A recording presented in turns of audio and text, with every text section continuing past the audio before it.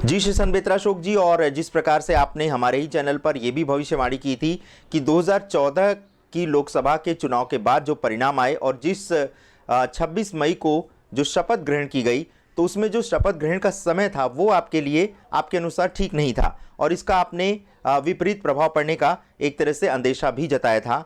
तो क्या यही कारण है कि बीजेपी को या एनडीए को अपने बहुत से नेताओं को खोना पड़ गया? 2014 में जो मोदी जी ने शपथ ग्रहण किया था उस टाइम मैंने इस पे समय पे बीजेपी ऑफिस को इन्फॉर्म कर दिया था कि ये समय जिसने भी कैलकुलेट किया है मेलाफाइड इंटेंशन से किया है, इसके कारण मंत्रिमंडल में मृत्यु होंगी। अगर आप देखें तो 2014 से 2019 के बीच के टर्नओवर में जितने सांसदों की मृत्यु, अकाल मृत्यु या मृत्यु हुई है, इतना पहले नहीं हुई। 2014 में मैंने ये भी प्रेडिक्ट किया था कि महिलाओं का वर्चस्व होगा और महिलाओं की मेजॉरिटी जो है, जो नंबर्स जो हैं अब तक के, उसमें कैबिनेट में सबसे ज़्यादा होगा, वो भी सिद्ध हुआ। और अभी अगर उसी को आप इसके साथ कोरिलेट करते हैं तो सब पार्टियां ये कह रही हैं कि महिलाओं को 33% सीट्स जो वो अपने उसमें आगे आने वाले इलेक्शंस में देगी। तो अभी जो गोवा के मुख्यमंत्री स्वर्गीय श्री मनोहर पर्रिकर जी का जो देहांत हुआ है और उसके लिए अखंड मंथन अपने श्रद्धा सुमन अर्पित करता है। तो जैसा कि आपने कहा था कि जो समय का चुनाव किया गया था वो सही नहीं था और ये भी कारण रहा है कि बीजेपी के सीटें स्टॉलवर्ड्स नेताओं की देखो मृत्यु हुई है जी, और बहुत सारे नेता बीमार भी हैं। तो इसमें मैं अब फिर दोबारा मैंने 2019 के इलेक्शन के बाद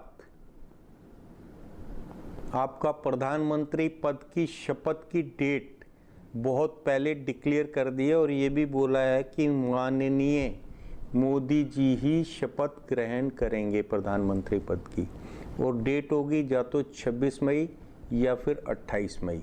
ये दोनों डेट्स जो हैं उनके जन्म कुंडली और आपके वर्षफल के हिसाब से डीम फिट हैं, जो मोदी जी के कार्यकाल को अगले 10 साल तक कंटिन्यू रखेगा।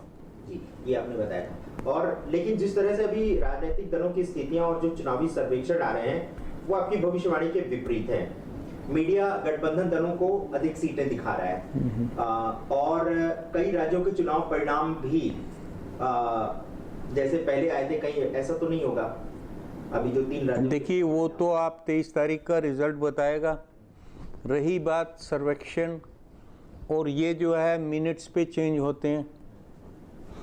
आप पुलवामा अटैक से पहले जो सिचुएशन थी और पुलवामा अटैक के बाद की सिचुएशन है, सीट्स कहाँ से कहाँ पहुँच गई हैं, और उस बीच में विपक्षी दल जो गलतियाँ करेंगे, क्योंकि इस टाइम जो मुद्दा राष्ट्रवाद का चल रहा है उसके विपरीत जहाँ पे भी आप बोलेंगे तो लोगों का परसेप्शन आपके लिए गलत हो जाएगा, और परसेप्शन गलत होगा तो रिजल्ट्स भी वैसे ही आएंगे। जी श्री बेत्रा अशोक जी, और जो पहले चरण का चुनाव होगा वो नवरात्र के मध्य में आएगा, तो इसका क्या परिणाम होगा और क्या ये चुनाव की जो तिथियां हैं जो आपने एक बार हमारे चैनल पर ही भविष्यवाणी की थी, आप ही के अनुसार ये तिथियां घोषित की गई हैं और आपका ये कहना है कि अगर इन तिथियों में चुनाव होते हैं तो बीजेपी को एक तरफा विजय मिलेगी। क्या आप अपनी बात पर अभी भी दृढ़ हैं? बिल्कुल बनाएंगे। उसका कारण है कि पहले जो गठबंधन बनते थे वो बनते थे इलेक्शंस के बाद। आपने नेता को चुन लिया और उसको एक वीटो पावर दे दी टू टेक द डिसीजंस। लेकिन अब नेता, महागठबंधन के जो नेता हैं, वो आप पे एक अपना ऑर्डर इंपोज कर रहे हैं कि आपको इसको देनी है, जबकि ग्राउंड रियलिटी ये है कि अभी तक 2 विपरीत दल जो एक दूसरे के अगेंस्ट, विचारधारा भिन्न होने के कारण एक दूसरे के अगेंस्ट सड़कों पर फाइट करते थे, वो एक दूसरे को कैसे एकदम एक्सेप्ट कर लेंगे। दूसरा, एक ही कॉन्स्टिट्यूएंसी में अगर सपा और बसपा के दोनों स्टालवर्ट नेता हैं, तो सपा वाला अपना वोट बैंक को बसपा को क्यों देगा और बसपा वाला अपने वोट बैंक को सपा को क्यों देगा?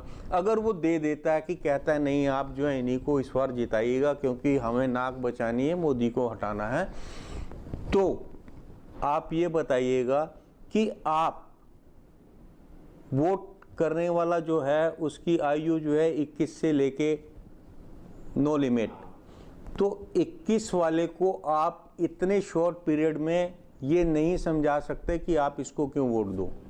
और जो 45 से ऊपर की मेंटालिटी वाला है, जिसने हमेशा विपरीत विपक्ष वाले को गाली दी है, वो कैसे उस पर मोहर लगा देगा?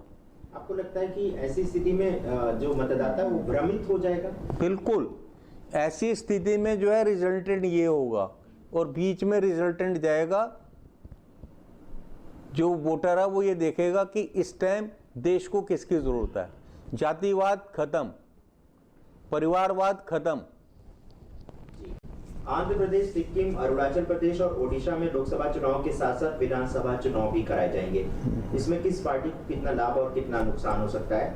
और बहुत सारे दर्शकों ने ओडिशा के बारे में बहुत देखिए, इस पे अभी मैंने कैलकुलेट नहीं किया है। मैं आपको अपने नेक्स्ट प्रोग्राम में ओडिशा पे पर्टिकुलरली आपको ज़रूर दूंगा और जहाँ जहाँ पे लोकसभा के साथ विधानसभा होगा उसका भी मैं आपको प्रेडिक्शन दे दूंगा। लेकिन कुछ भविष्यवक्ताओं ने इस बात की भविष्यवाणी की है कि ओडिशा में इस बार विपक्ष समाप्त हो जाएगा, यानी सीटें कुछ इस तरह की आएंगी कि विपक्ष के सहयोग के बिना सरकार बनेगी ही नहीं। तो विपक्ष समाप्त कैसे होगा?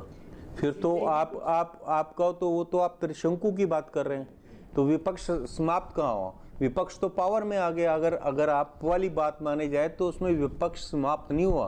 विपक्ष मतलब जो बीजेडी और भाजपा की सीटों का कॉम्बिनेशन ऐसा रहेगा कि दोनों को मिलके ही सरकार बनाना पड़ेगा। वो बात, अब इस बात में और आपके जो कथन है उसमें कितना फर्क है?